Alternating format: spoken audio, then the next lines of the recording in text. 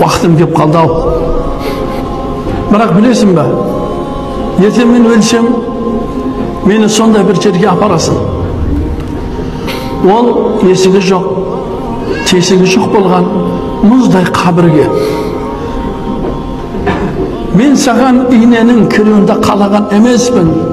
Seni şamaldadыдан қорқып Аллахтан сұрағанмын мен. Бірақ білесің бе, сен мені мұздай жерге апарып қоясың. Ол жердегі көрпе жоқ, жастық жоқ, шырақ жоқ. Сонда bir қараңғы жерге мені тастап кетуге сенің жүрегің шыдайды ма? Бала шыдай алмастан, анашым өйтіп айтпаш, не істеймін, бұл ақыр Аллахтың тақдыры ғой. Барлық адам осындай жерге жайғасады ғой. Мен не істеуім керек? Не істей алам десе, балам, дұрыс білем, ол жердің жарығын